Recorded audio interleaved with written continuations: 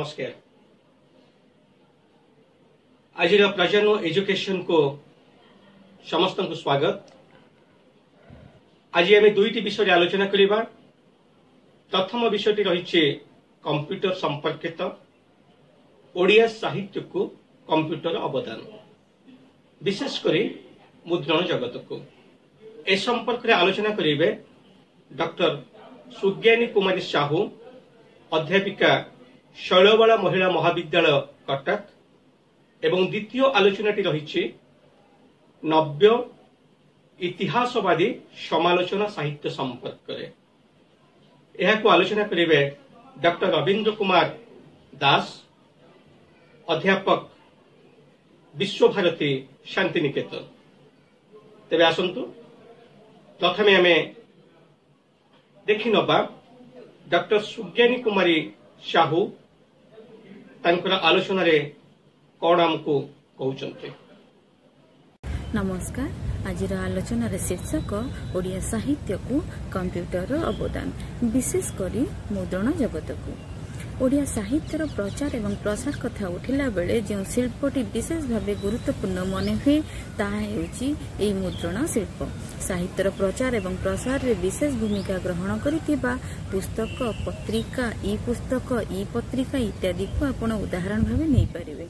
एठी गोटे उदाहरण भाव जदि आमे ई पुस्तक को नबा ताले मु एठी आपण मने पकई देबी जे ओडिया विभाग बोली गोटे वेबसाइट अछि। जदि आपण लॉगिन करि देखिबे सेही वेबसाइट रे बहु दुर्मूल्य दुष्प्राप्य पत्रिका को सुंदर भावरे सुदृश्य भावरे ताको डिजिटाइज करी संरक्षित करा जाई परिछि, जहा फलरे आमे जेकोनसी स्थान रे बसी बा जेकोनसी गवेषक जेकोनसी व्यक्ति विशेष ताको एक्सेस करि परिबो, निज आवश्यकता अनुसार ताको विनियोग मध्य करि परिबो। यह केवल संभव हेछि मुद्रण जगत को कंप्यूटर प्रवेश फलरे।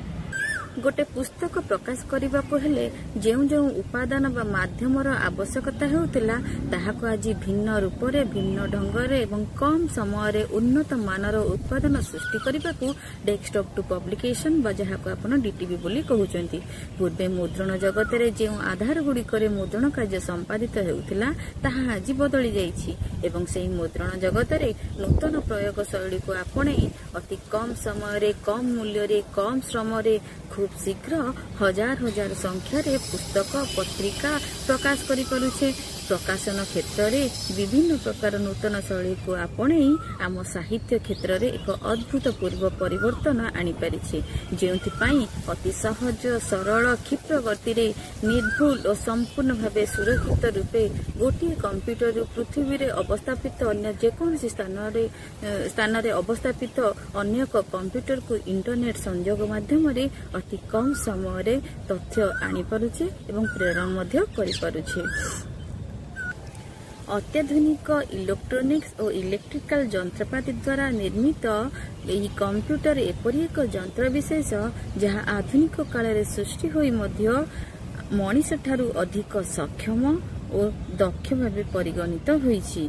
सेतिपई तो बुद्धिजीवी माने आजिर युग को कंप्यूटर युग बोली अभिहित करिसेंती। ए दृष्टि जदि हमें विचार करिबा ताले मुद्रण जगत रे मध्य कंप्यूटर को बाद दिया जाई परिबो नाही, कारण एही मुद्रण शिल्प माध्यम रे साहित्य कृति गुड़िक सुदृश्य भावरे प्रकाशित होई पाठकीय श्रद्धा बा पाठकीय प्रीति लाभ करे।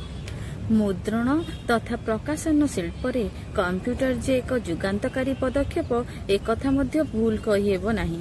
आदिम जुगरु आज आरंभ करी आज पर्यंत मनुष्य तार मनर भाव को प्रकाश करिबा पई गुंफा देहरे चित्र ठारू आरंभ करी वर्तमान पर्यंत विभिन्न पंथा को से बाछि नेछि। क्रम विकासर परिवर्तन चक्र रे गोटे गोटे माध्यम को आविष्कार करने संगे संगे मुद्रण और प्रकाशन शिल्प गुणगत मान पर्यायक्रमे उन्नतिरु उन्नततर होईछि।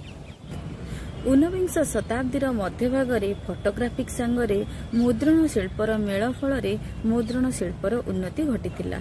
1880 मसीहा बेलकु मुद्रण शिल्प क्षेत्र में हाफ टोन स्क्रीन एवं टाइप सेटिंग मेसीन रो आविर्भाव होइथिला, जहा फल परिश्रम साध्य और समय साध्य हाथ कंपोज करी छापिबा बदल टाइप सेटिंग पद्धति रे कंपोज करिबा संभव हैला।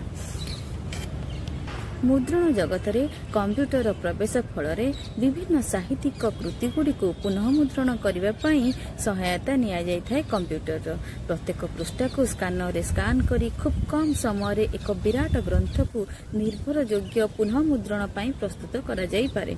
यार उदाहरण रूप जदि आम नेबा ताले शिशुशंकर दास को उषा विलास को नहीं परिबा जहाँकि ओडिशा स्टेट म्यूजियम द्वारा उद्धारित होई याको पुनरुद्धार करा जाई पाठक पाखरे सुदृश्य परिपाटी नहीं पुणी पहुंचाई दि जाई पारिछि।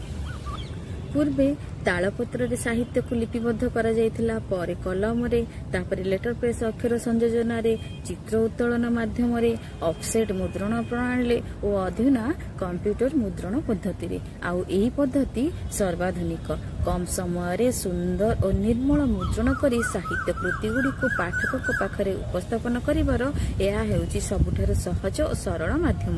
एही उपस्थापन छपा आकार रे प्रिंटर माध्यम रे ई पुस्तक बा ई पत्रिका माध्यम एक मिनिट मध्य सारा विश्व को बिना खर्च रे प्रेरण और उपस्थापन करिवार कौशल कंप्यूटर माध्यम रे ही संभव हो पारि। जदि यार उदाहरण नेबाकु चाहिए ताले धरंतु ई प्रजन्म ई पत्रिका ताले आपण जानि परिबे जे आपण घरे बसी आपण निजर जेकोसी साहित्य कृतिटी को आपण संपादन करि पारुछंती एवं ताहा पाठक मानक पाखरे पहुंचाई पारुछंती।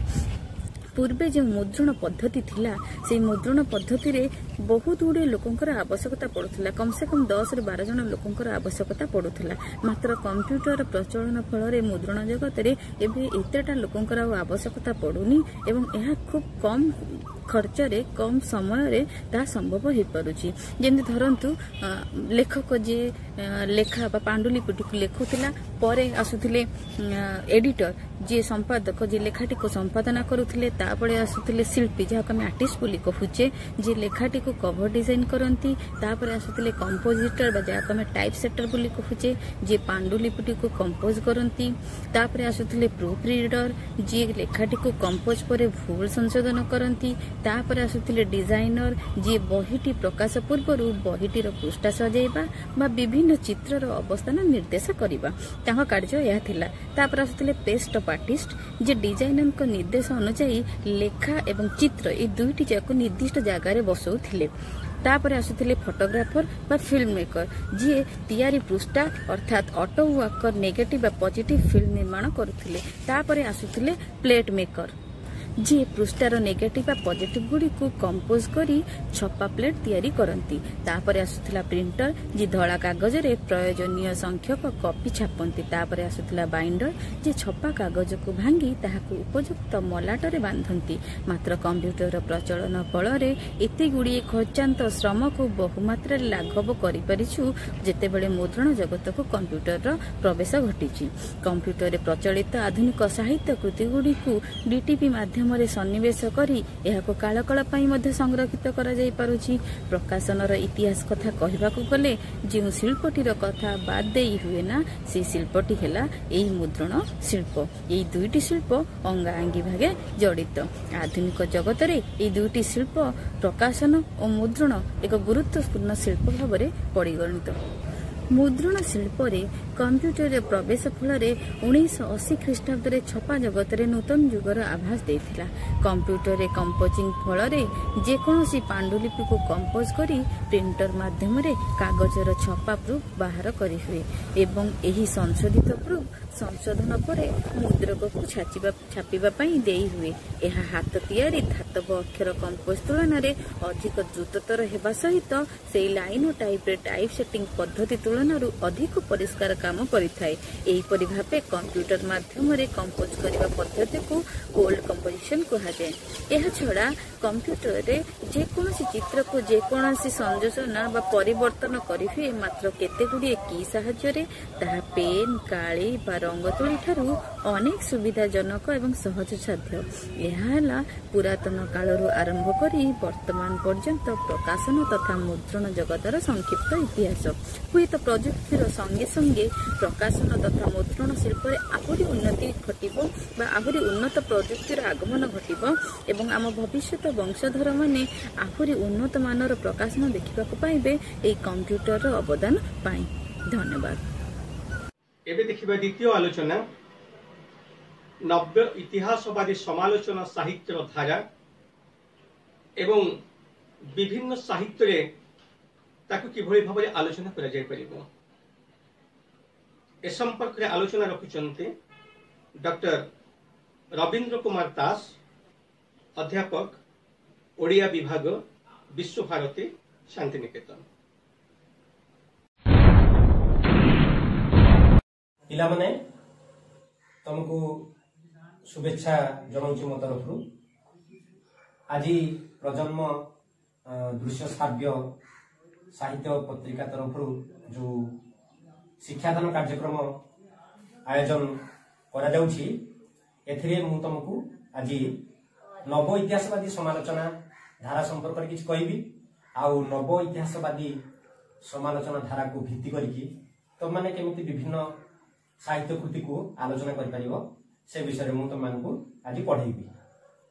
तो मु प्रथमे प्रजन्म परिवार को धन्यवाद जनाउछि मते एमिति गोटे कार्यक्रम रे से माने शामिल करथिबारु।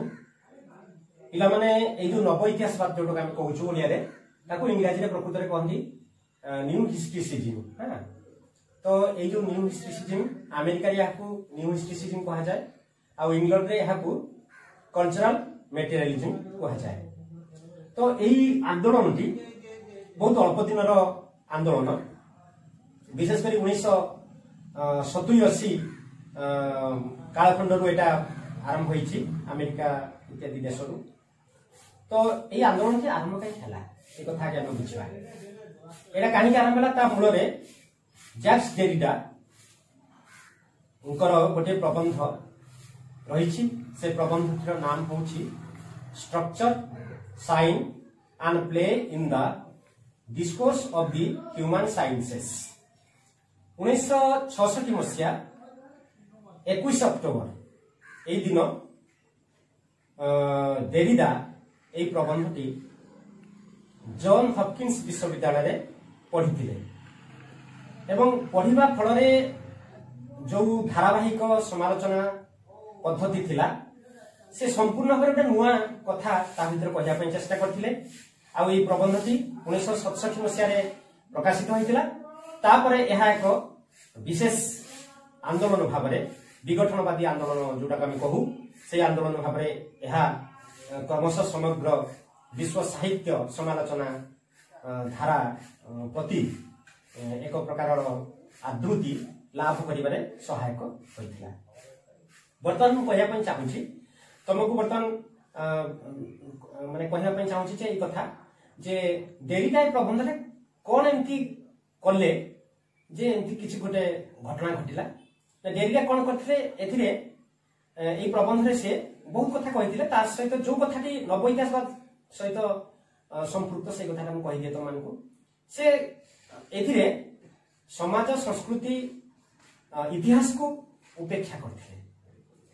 तो ये जो समाज संस्कृति इतिहास को जो उपेक्षा कले से कहले जे जो आमर जो सामाजिक परंपरा अच्छी बा आमर जो सांस्कृतिक धारा अच्छी बा जो ऐतिहासिक धारा अच्छी बा जो इतिहास लिखाई ये सब हूँ एकपाखिया इतिहास। ये सब जो बाइनरी अपोजिशन उपर गुरुत्व देछि। बाइनरी अपोजिशन कौन ना द्वयी विरोधिक तत्व उपरे सेटा कौन जमी भल मंद नारी पुरुष आलोक अंधार ए दुईटी भितर से कहउछंती जे सब बेले आम समाज आम संस्कृति आम इतिहास भल उपरे गुरुत्व देछि, मंद को गुरुत्व देइनी, अंधार को घृणा करिछि, आलोक को प्रशंसा करिछि। सेमते नारी पुरुष भितर नारी को गुरुत्व दे नाही, पुरुष को गुरुत्व देछि। एई भली गोटे धारा को से चैलेंज कले माने से प्रबंध रे फल रे हला कोन ना गोटे प्रकार इतिहास प्रति गोटे विपद आसला, संस्कृति इतिहास समाज प्रति। तो यही विपद को एड़ेबा पाई विभिन्न नव इतिहासवादी समालोचक माने चली आसिले। तांको मध्यरे सबुठु जे थिले अग्रग से होछन स्टीफेन ग्रीनब्लाट। से 1980 मसीह रे गोटे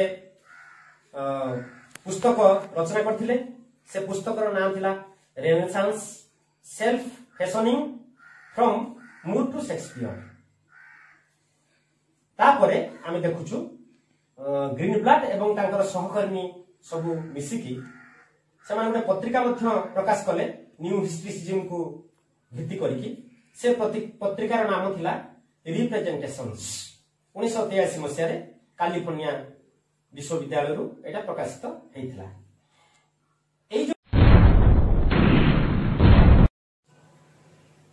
एबे मु तुमको न्यू हिस्ट्रीसिज्म रे कोन कोन थाए से विषय करिया पे चाहूची।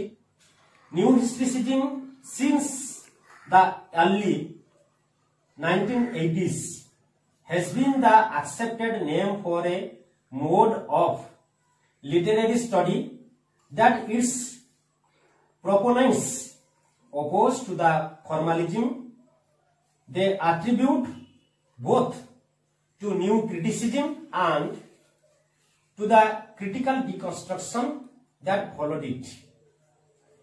1980 मसीहार आद्य भागरु साहित्य विषय को अध्ययन क्षेत्र में एक स्वतंत्र घराना बा रीति भाव नव इतिहासवाद गृहीत होइछि।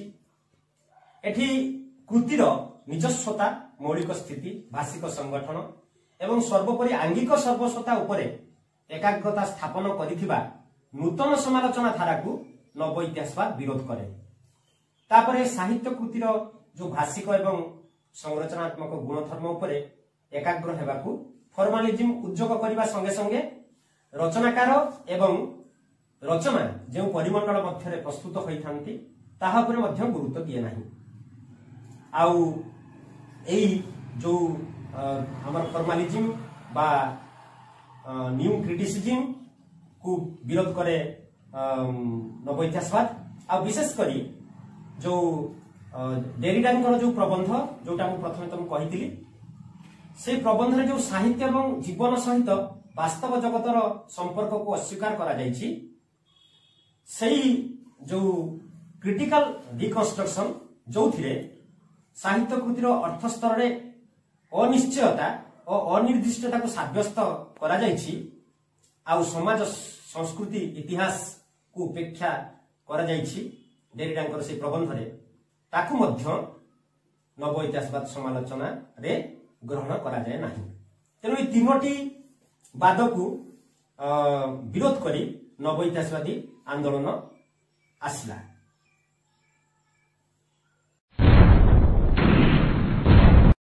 पिला माने नव इतिहासवाद सबुठार गुरुत्वपूर्ण उपलब्धि होउची लिटरेचर एंड हिस्ट्री आर इनसेपारेबल। ता माने होउची साहित्य और इतिहास ये एक एवं अभिन्न। तमे इतिहास कहले जहा बुझ माने जोडा का आगु सब पढि आछो इतिहास माने सेटा गोटे तथ्य भित्तिक रेकॉर्ड हेतिबो ताकू लिपिबद्ध करा जायथिबो तार प्रमाण थिबो ए सब नव इतिहासवाद रे न थाए। नव इतिहासवाद रे कोन करा जाय थाए ना एठी कहा जाय लुई मोंट्रोज भाषा रे से कहती a reciprocal connection with the historicity of text एटा बुझे दिए पारस्परिक संपृक्ति कहा का भितरे ना गोटे टेक्स्ट रो गोटे साहित्य कृतिर तार जो हिस्ट्रिसिटी तार जो ऐतिहासिक यथार्थता ए ऐतिहासिक यथार्थता कोन ना जे कोनसी टेक्स्ट से जे कोनसी गोटे हो तमर इतिहास भित्तिक गोटे नाटक हो पुराण भित्तिक गोटे नाटक हो बा किंवदंती मूलक गोटे नाटक हो बा तमर काल्पनिक कथा वस्तु मूलक गोटे नाटक हो एमिति कि गोटे प्रेम कविता भी हो एटार गोटे हिस्ट्रिसिटी अछि। खाली हिस्ट्री कहले जोडा को लिखित बा जहार प्रमाण अछि ताकु जे इतिहास कहै जबो सिंते प्रत्येक साहित्य कृतिर गोटे हिस्ट्रिसिटी अछि ऐतिहासिक यथार्थता अछि एवं से ऐतिहासिक यथार्थता को भलो कि जानिचंती अंगे निभैचंती किए उपलब्धि करिसंती से लेखक बा कवि। जेमति आमे जदि रमानाथ रथंकर श्रीराधा को नबा रमानाथ रथंकर जो श्रीराधा भितरे ताको जीवन अछि से जीवन कोन होय त आमे जानिनु किंतु अछि तामाने मो कहया कथा होची श्रीराधा जदि गोटे टेक्स्ट हुए ताले तार हिस्ट्रिसिटी होची से श्रीराधा भितरे थिबा ऐतिहासिक यथार्थता जोटा रमानाथ रथंक पई गोटे इतिहास गोटे सत्य आमे एगुडा को खोजि कोठी ना नव इतिहासवादी समालोचना धारा रे। तापरे आ गोटे कथा कोन ना दी टेक्सचुअलिटी ऑफ हिस्ट्री मध्ये गोटे टेक्स्ट बा हिस्ट्री मध्ये गोटे रचनागत यथार्थता अछि जो रचनागत यथार्थता यथार्थता को भित्ति करके इतिहास रचना करा जाए। तो ये होची नव इतिहासवादी समालोचना गोटे विशिष्ट दिग।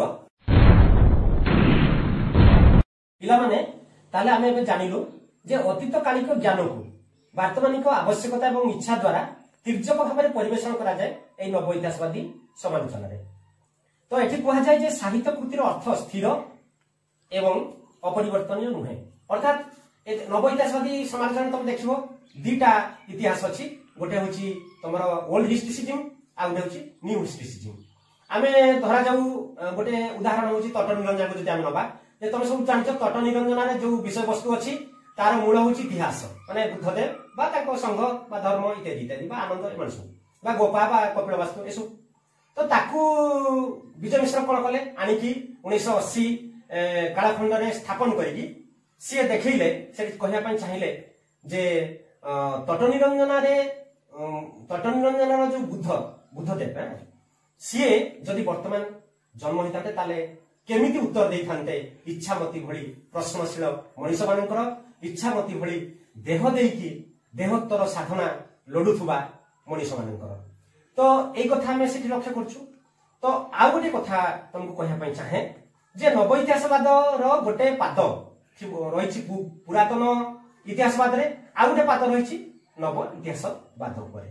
तो एई दुईटी भितर जो गोटे स्पेस अछि माने गोटे शून्य स्थान एवं से शून्य स्थान टाको आमे कोन करछु ना वर्तमान को आनी की आमे देखुछु जे वास्तविक आवश्यकता बा वास्तविक प्रासंगिकता सेते कोन अछि। तेनु वास्तविक प्रासंगिकता को आमे पाथै करिकी आमे वर्तमान कोन करि परिबा ना धरा जाऊ जेमिति तमरो वैश्रवणी को आलोचना करि परिबा, तमरो कर्ण को आलोचना करि परिबा, तमरो जो तट निरंजन को आलोचना करि परिबा, गर्व करिवार कथा को आलोचना करि परिबा, तापरे तमरो अदृश्य नट को आलोचना करि परिबा, एमिति आमे साढ़ा सुंदर को आलोचना करि परिबा, सबरी को आलोचना करि परिबा, वसुसेन को आलोचना करि परिबा। तो आमे देखिबा जे सेई वसुसेन जोठु आसीचंती जो पुराण जो कथा वस्तु से सेठी कोन थिले आ वर्तमान वसुसेन कोन बा विजय शतपथींकर कर्ण सेठी महाभारत रे कोन थिले वर्तमान कर्ण कोन। तो एई जो दुईटी कथा को हाउची गोटे होची पुराना इतिहासवाद गोटे होची नूतन इतिहासवाद। तो एई दुईटी भितरे जो फरकटी बा जो प्रासंगिक बा वास्तविक प्रासंगिकता को आख्या रखी जो आलोचनाटी बा जो कथा कहा जायछि जो अभिप्राय बा अभिप्रायिकता को अभिव्यक्त करछंती लेखक सेटा को हमें आलोचना करिबा एवं सेठी देखिबा पई चाहे देखिबा जे एई भली फरक बा पार्थक्य बा भिन्नता मध्य आसीबारे एवं ए भिन्नता ए फरक साहित्य नुहे ये होची नव इतिहासवाद बा न्यू हिस्ट्रिसिज्म।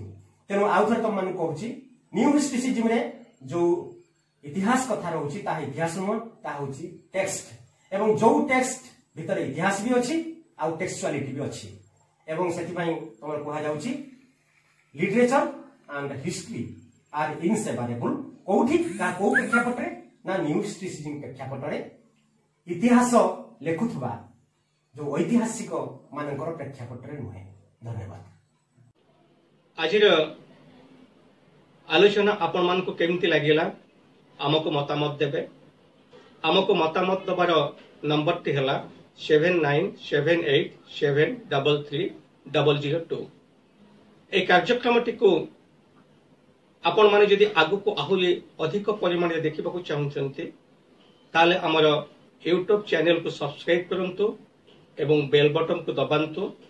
अधिक रो अधिक छात्र छात्री मानक पाखरे एहा केमती पहुंची परिबो से दायित्व आपण माने मध्य बहन करंतु। रहुची पुणी देखा हबो आसंता शुक्रवार आउ किछि नुआ आलोचना को नै। नमस्कार।